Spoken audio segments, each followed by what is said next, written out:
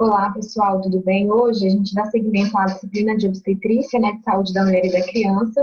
Nós falamos na aula passada, eu passei um exercício para vocês, na aula retrasada a gente falou sobre alguns exames, né, como que se dá o início, o diagnóstico aí da gestação, né, quais são os diagnósticos, o que deve ser feito. Hoje a gente vai adentrar sobre as alterações pré-gravídicas que acontecem aí no decorrer da gestação. Quais são as alterações no corpo dessa gestante? Eu só compartilhar com vocês aqui a tela das nossas patologias gestacionais, das alterações gravídicas, tá bom? Pra gente ir dando seguimento aí. Vamos lá. Algumas alterações vão ocorrer, né, no corpo materno por conta da presença aí do embrião, né? E uma delas que nós teremos aí, só seguir, essas alterações, geralmente elas vão fazer com que a gente consiga, né, visualizar a diferenciação que ocorre no corpo materno, além também de verificar as complicações de patologias que podem acontecer, tá?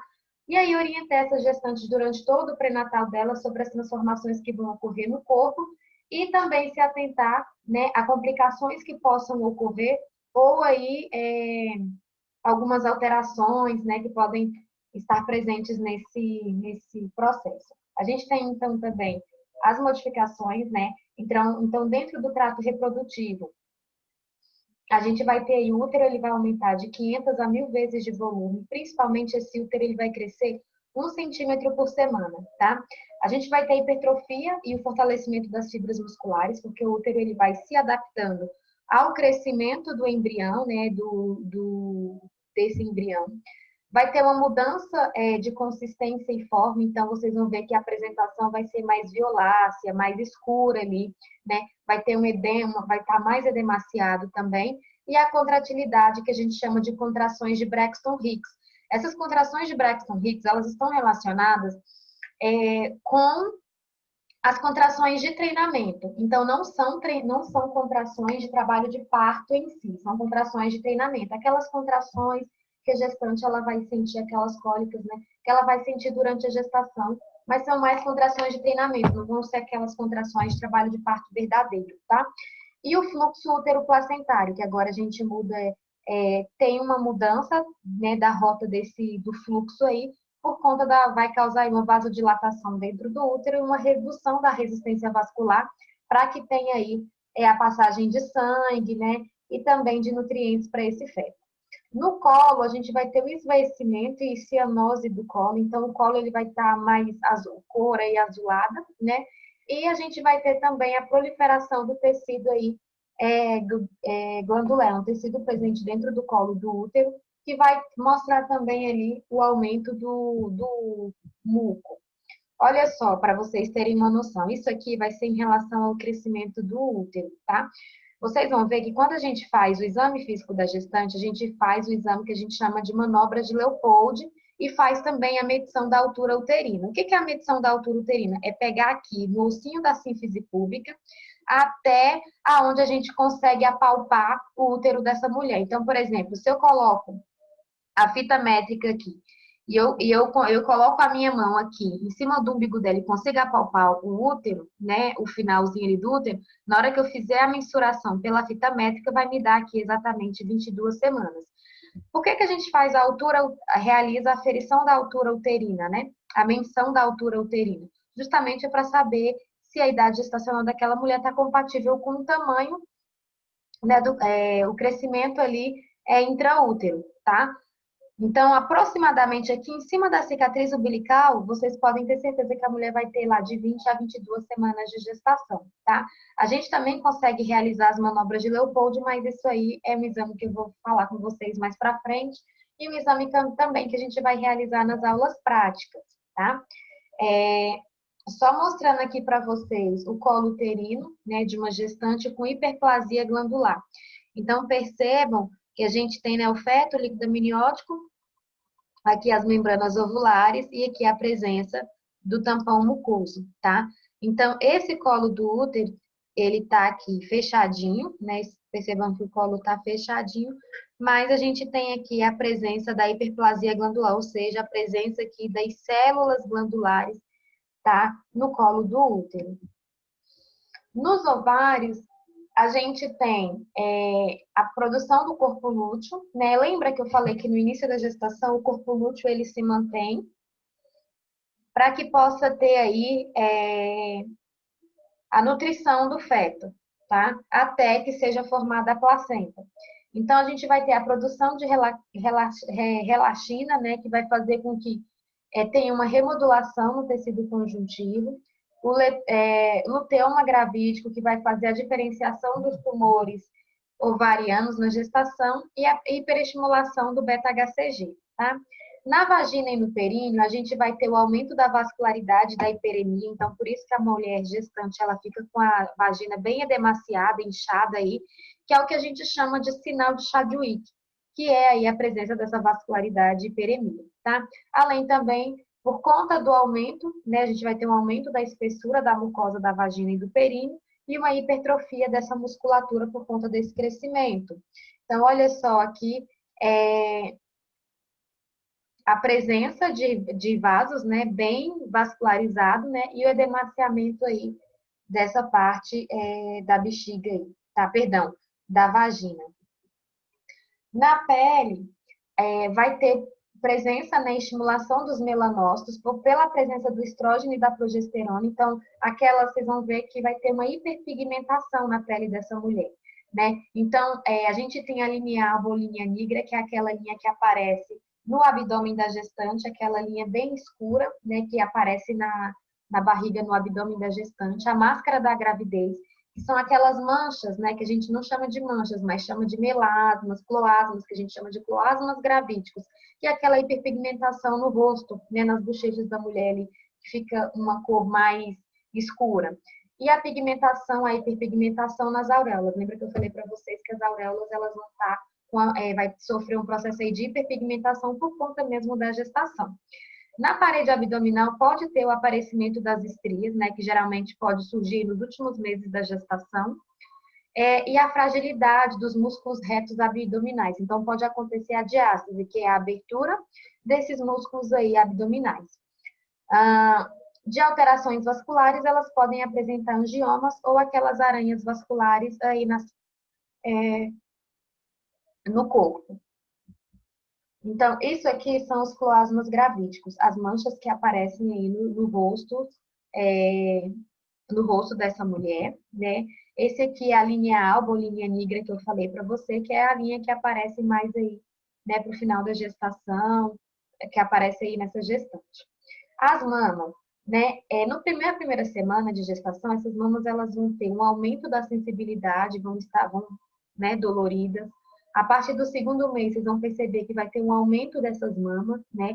E a gente vai ter aí que os mamilos eles vão ser bem maiores e se tornarem mais escuros. E a partir do primeiro trimestre, a gente também já tem ali, algumas mulheres já apresentam a secreção do colostro e a formação dos corpúsculos de Montgomery, que são aqueles gominhos que vão aparecendo ali na partezinha marrom da mama, tá? Tem mulheres que apresentam colostro, tem outras que não. Isso aí vai depender.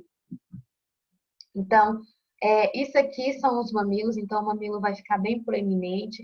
Essa parte aqui é a parte da auréola, né? Onde a gente vai ter a presença de corpúsculos de Montgomery, que são aqueles, como se fossem umas verruguinhas, né? Que aparecem. E a presença ali do colostro, que é um leite mais esbranquiçado, mais ralo, tá?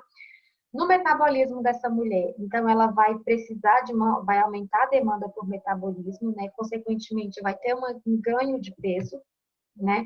Ela vai ter também o metabolismo hídrico, vai aumentar porque ela precisa de reserva, aí, tanto para ela quanto para o feto, né? Então pode ser que também a gente tenha um aumento vascular, né?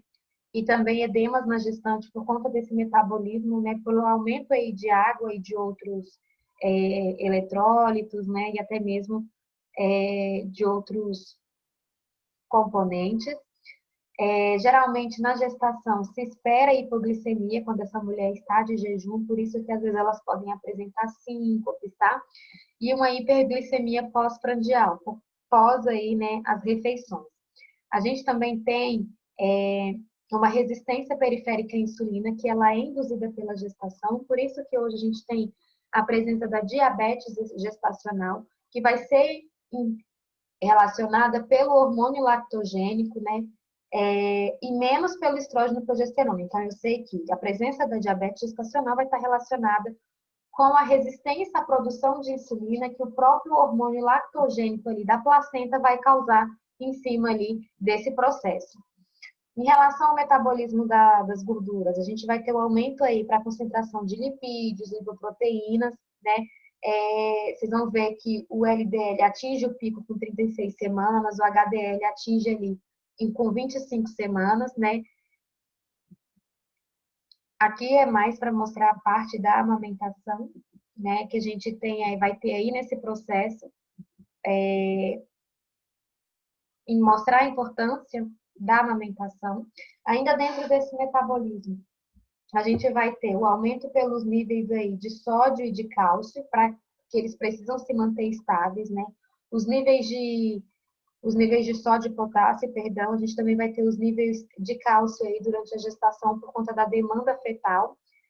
A demanda de ferro vai ser alta durante a gestação, por isso que durante o pré-natal, a gestante, assim, desde o início, né, até pós-parto, ela toma prescrito pelo Ministério da Saúde o sulfato ferroso, né, justamente para evitar com que essa mulher ela tenha anemia durante e após a gestação, além também do ácido fólico que é né, prescrito para essa gestante até os 3 primeiros meses, né, para que tenha ali a formação do tubo neural da criança. Então, o metabolismo com ferro ele vai iniciar, vai estar relacionado desde o início até o pós-parto dessa mulher por conta da demanda de ferro que é bastante precisa, tanto para ela quanto para o feto. Muitas das vezes o ferro só absorvido pelos alimentos não vai ser suficiente para atender toda a demanda ali dessa gestante. A gente também vai ter as alterações hematológicas, então a gente vai ter um aumento do volume sanguíneo em até 45%. Por quê? Porque a gente precisa atender essa demanda do útero, proteger o feto e a mãe em relação às mudanças posturais, porque a gente tem aí o centro de gravidade, agora ele muda, né, por conta do crescimento ali da barriga, e proteger também a mãe contra alguns efeitos, que nem algumas perdas de sangue aí durante o parto. A gente sabe que a hemoglobina, ela decresce ao longo da gestação, por isso que todo o trimestre é feito hemograma aí para saber como é que está essa relação de hematócrito e hemoglobina, até mesmo para verificar como que está a demanda de ferro dentro do corpo materno. A gente também vai ter as alterações imunológicas por conta aí da relação de leucócitos, né, de células imunológicas, como, por exemplo, T citotóxico, T helper, que vai ter a supressão dessa parte imunológica aí no corpo. A gente vai ter o aumento do linfócito TCD8, né, e redução do TCD4. E principalmente vai ter marcadores inflamatórios que vão ser bem imprecisos durante a gravidez. Então, alguma alteração imunológica vai ficar complicado de relacionar por conta da diminuição desses marcadores na gravidez. A gente também tem a presença das alterações da coagulação, né? Justamente por aquela parte da cascata de coagulação, né? Não vou adentrar, só para mostrar para vocês que essa parte de atividade fibrinolítica, da parte ali do fibrinogênio, essa parte da cascata de coagulação ali vai estar no estado alterado. No sistema cardiovascular, vocês vão ver que principalmente ali nas primeiras 8 semanas, a pós-carga ela aumenta, tá? Justamente para diminuir a resistência vascular e aumentar a frequência cardíaca. A gente vai ter entre 10 a 20 semanas o aumento do plasma, que vai levar ao aumento da pré-carga. Por isso que gestantes, a gente pede para ela deitar em decúbito lateral esquerdo para diminuir a pré-carga ali do coração, para a gente aferir a pressão arterial. Ou se essa paciente está com a pressão arterial alta, a gente pede para ela deitar em DLE, que é o decúbito lateral esquerdo, para diminuir a pré-carga no coração, por conta que, né, a gente vai ter o aumento, consequentemente, dessa pré-carga por conta das alterações cardiovasculares se adaptando ali para atender a demanda tanto do feto quanto da mãe. No coração vai ter o aumento da silhueta cardíaca, né?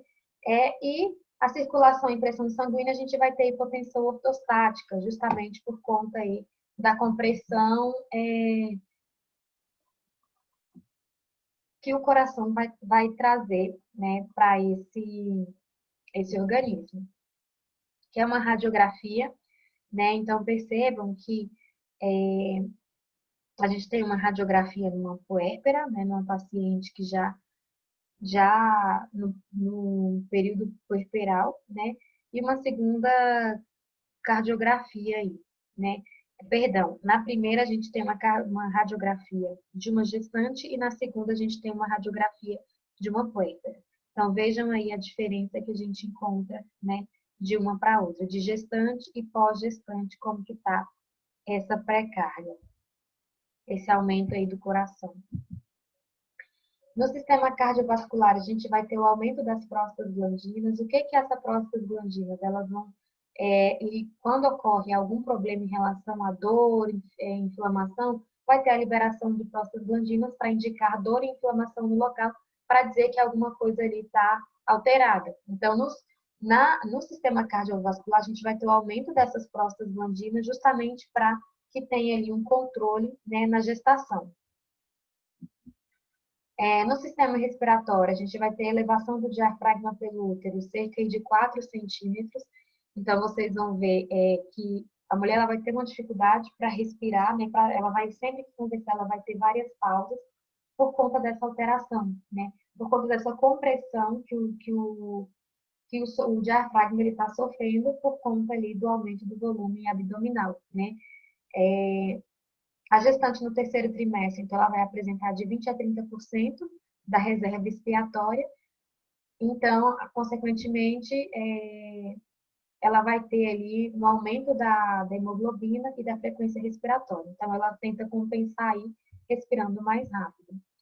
Nos rins, essa gestante, ela vai ter uma taxa de filtração glomerular, aquela parte de filtração, né, que vão aumentar. Gestante, ela precisa dobrar a quantidade de lípidos aí, né, para ingestão, até porque a gente sabe que se ela diminui a ingesta, ela pode ter problemas de infecção urinária. Infecção urinária é indicativo, né, ela pode ter um parto prematuro por conta da infecção urinária. A gente vai ter a presença de creatinina e ureia, que são marcadores presentes na urina, que eles vão estar diminuídos, né? A glicosura, ele pode ser um achado comum, mas nem sempre, né, a presença de açúcar na urina vai associar com a diabetes. E o clearance de creatinina, ele torna-se ele aproximadamente 30% maior, tá? Então, são alguns dos componentes que a gente encontra na urina. Os ureteres, eles vão, né, ficar comprimidos por conta do crescimento do útero, o que pode levar essa paciente ela até hidronefrose, hidroureteres, problemas aí, né? E a bexiga ela vai estar reduzida por conta aí do aumento do volume abdominal, do volume do útero aí, que vai comprimir a bexiga. Então, aqui a gente tem um rim normal e um rim dilatado aqui, né? Ureteres e bexiga, que é um rim dilatado por conta aqui da presença de obstrução, por conta desses componentes presentes na urina. No trato gastrointestinal, ela pode ter náuseas e salivação excessivas por conta da presença aí de beta-HCG e de hormônios placentários. A pirose, ela lá que vai ser aquela queimação, aquela azia, não está relacionada com crescimento, se a criança tem cabelo ou não, mas está relacionado com o tempo de esvaziamento gástrico, ou seja, com o tempo aí do esvaziamento intestinal. Na gestação também é comum a presença de hemorroidas, por conta do aumento abdominal, da pressão abdominal e a constipação, né, que é o intestino preso. A vesícula biliar vai ter uma contratilidade diminuída e pode, né, aparecer colestase intrahepática por conta da presença ali do estrógeno. No sistema endócrino, a gente tem a presença da prolactina, um hormônio relacionado à presença do leite, né? A tireoide, ela pode sofrer uma hiperplasia glandular e o aumento da vascularidade durante a presença da gestação. A gente vai ter aí os níveis séricos, né, de T4 livre e T total, que são algumas que estão presentes ali dentro do sistema endócrino, aumentados. No músculo esquelético, ela vai apresentar uma lordose lumbar progressiva por conta da alteração do centro da gravidade, né? No aumento das mobilidades das articulações sacroiliacas, sacrococcígenas e púbicas, por conta ali do peso, né? E da alteração para o crescimento ali intraútero.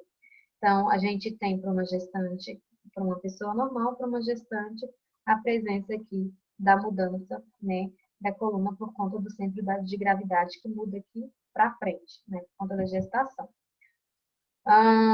Em relação aos órgãos dos sentidos, né, a visão, ela, embora ela não se altere muito na gestação, mas a gente tem que a pressão intraocular ela se reduz, vai ter uma sensibilidade tanto auditiva quanto olfatória, tá? E aí, só antes de finalizar aqui, a gente vai ter também em relação à gestação, apesar da sensibilidade auditiva e olfatória, elas não têm uma comprovação científica, né? A gente vai ter aí o desenvolvimento dela na gestação e principalmente essa sensibilidade aí no puerpério, tá bom? Vou finalizar aqui essa parte de alterações para a gente seguir para a parte de modificações, né, de patologias que ocorrem na gestação. A gente vai só finalizar aqui a primeira parte da aula e a gente segue para a segunda parte, que está relacionada com as alterações, as patologias que acontecem durante a gestação, que foi tema do trabalho, né, de sexta-feira, do último trabalho que eu passei para vocês.